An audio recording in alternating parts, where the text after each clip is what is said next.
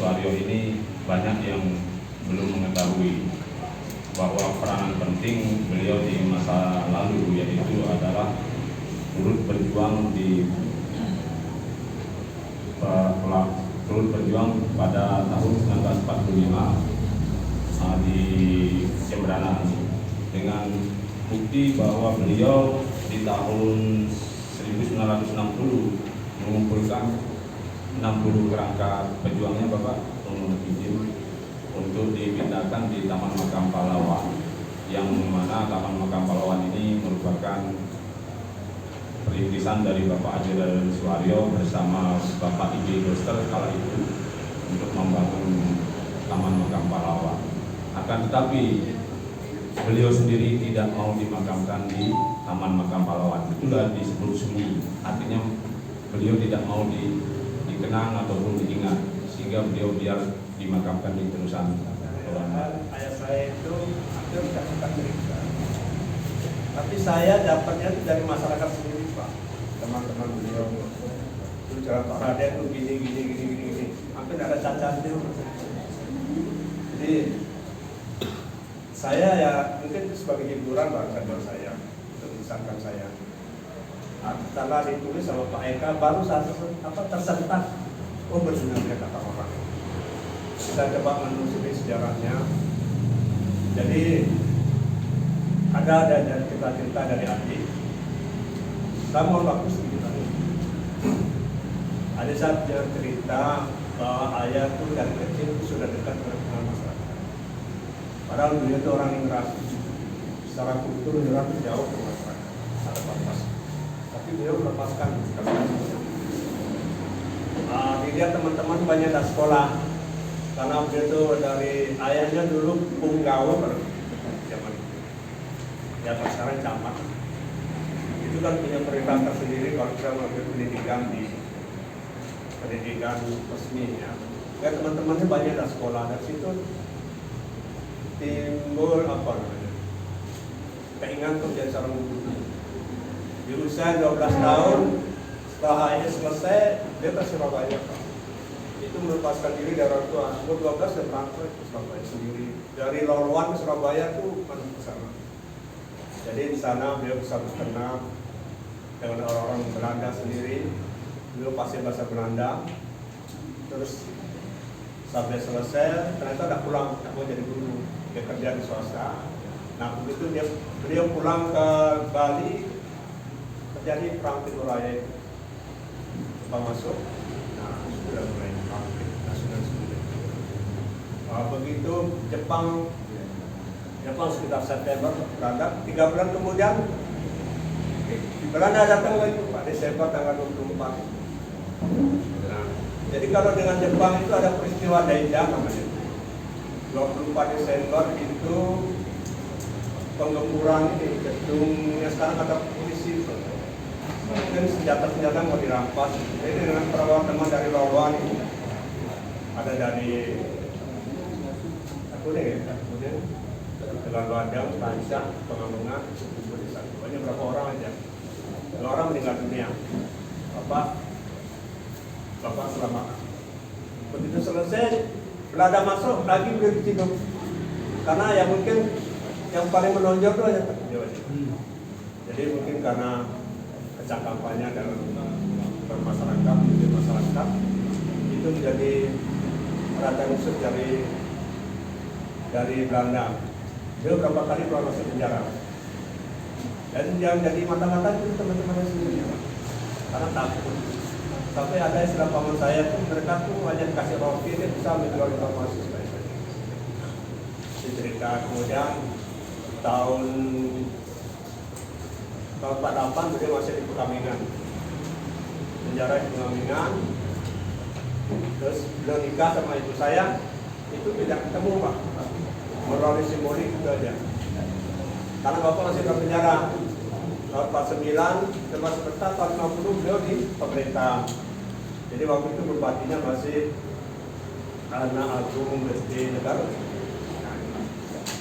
Jadi karena beliau diangkat oleh Belanda, sehingga masa peran pemerintahan itu ada 4 orang yang mengambil peran bupati. Kemudian SD, diambil alih 4 orang, sekarang yang sendiri dia belum bergerak, ada kayu dan macam itu. Nah sehingga peran-peran ini diambil alih, nah dari situ mulai. Sekarang usaha-usaha pemerintahan banyak tapi di sini. Sampai berikut tahun 1965 beliau mengundurkan diri. Bukan 65, Desember 2004 dia mengundurkan diri. Terus terjadi revolusi G13S, jadi keselamatan. Nah, selanjutnya sampai beliau berwira swasta dan terakhir Edgar Eka mau nulis. Saya memang tidak tertarik nulis karena apa? Khawatir ada subjektivitas. Tapi katanya Pak Amu tidak apa-apa nih.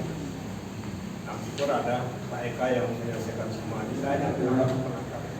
Hal yang terjadi di masa lalu untuk dijadikan kebijakan atau referensi dalam suatu kegiatan atau kegiatan di masa ini, termasuk sejarah para pejuang yang kita bersyukur pada buku kali ini adalah sejarah perjuangan Islam yang berasal dari negara yang namanya Raden Suharjo, yang berasal dan lahir di Lombok Barat, Kabupaten dan dari keluarga migran. Dalam buku ini saya melihat adanya perjuangan dan pergerakan yang dilakukan oleh seorang tokoh dalam upaya untuk menjaga pesan-pesan moral dari tokoh perjuangan terdahulu yang sudah sepatutnya kita harus mendukungnya dengan cara menyebarluaskan, mensosialisasikan buku ini ke dalam berbagai kegiatan, baik dalam bentuk kegiatan seminar, sehat dan buku yang mengupas tuntas sebuah buku yang menjadi literasi bermanfaat ini yang penting bagi generasi penerusnya. Pak Bupati dan hadirin sekalian, terus terang generasi milenial yang generasi Z, generasi Y memang agak dalam tanda petik kurang menyukai sejarah. Mereka mengatakan sejarah adalah masa lampau, kita adalah masa depan. Tetapi saya tetap berpegang bahwa sejarah itu adalah sesuatu yang penting untuk dijadikan referensi tindakan-tindakan kita di masa yang akan datang. Oleh karena itu, Pak Eka dan teman-teman sekalian, saya berharap buku ini selain dicetak dalam bentuk ini, maka dengan adanya zaman digitalisasi, zaman industri 4.0 ini, maka tentu saya berharap ada buku yang dalam bentuk online, dalam bentuk digital yang bisa diakses oleh semua orang, termasuk generasi muda yang sehari-harinya bergaul dengan yang namanya gadget, yang namanya gawe, yang namanya HP. Nah, jadi saya berharap nanti bisa. Saya tidak nyangka Pak Kasabana jadi penulis. Paling tidak kita sudah punya Rocky Gerung untuk beranak. Berharap Bapak ya.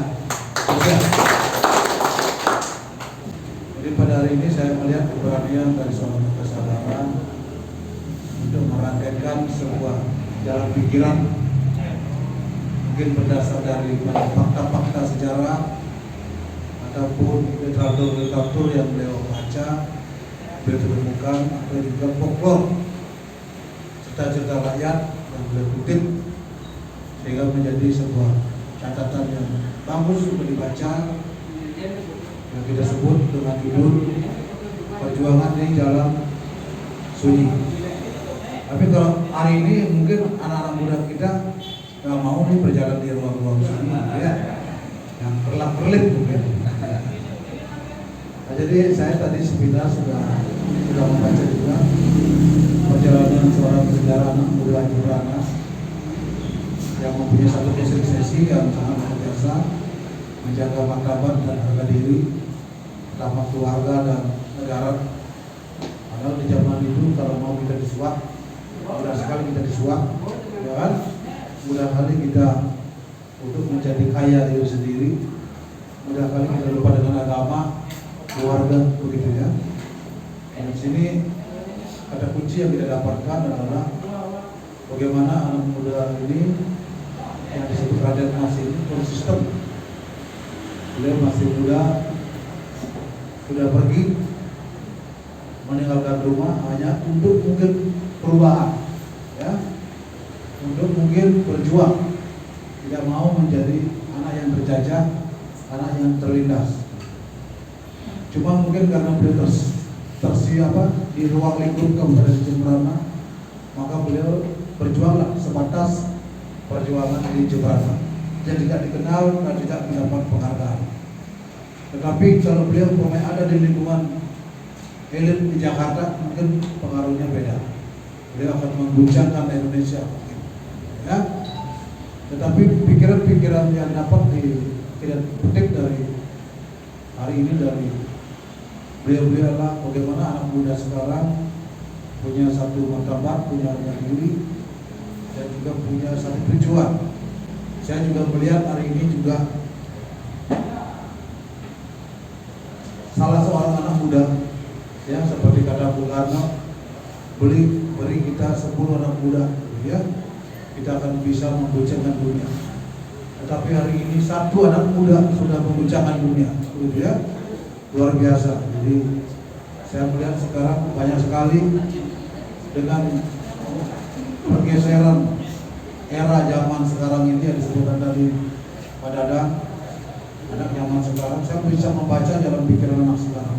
Benar sekali apa yang disampaikan oleh terbuka pikiran kita bahwa anak muda sekarang ini tidak kalah dengan apa yang kita rasakan yang tua-tua begini. Saya sangat setuju sekali sekarang anak muda itu di depan sebagai generasi benar-benar milenial, sebagai generasi yang tidak saja selama ini kita klaim sebagai generasi yang malas, sebagai generasi yang pura-pura, gitu ya.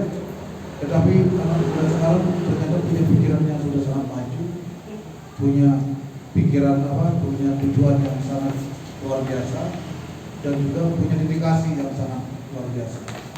Maka itulah buku ini memberikan satu gambaran, memberikan satu kebijakan kepada kita. Mudah-mudahan bagi yang membaca buku ini akhirnya tergerak di dalam dirinya bahwa meneladani daripada tokoh yang digambarkan, yang dituangkan dalam perjalanan buku ini oleh Mbak Eka Sabara patut diteladani buat kita semua. Ya. Dan saya terima kasih kepada Bang Eka Sabara yang sudah beliau berjuang dengan caranya sendiri, ya. Ini kita akan membagi-bagi tugas. Pak Camat tugasnya ini, mungkin juga Pak Ketua NU, ya, tokoh-tokoh yang lain tugas ini. Sekarang Bang Eka Sabara memberikan satu gambaran kepada kita. Ternyata di dalam buku ini maknanya syarat sekali bagaimana anak muda pada zaman dulu sudah punya komitmen. Diharapkan juga anak muda pada zaman ini jangan kehilangan komitmen juga, ya.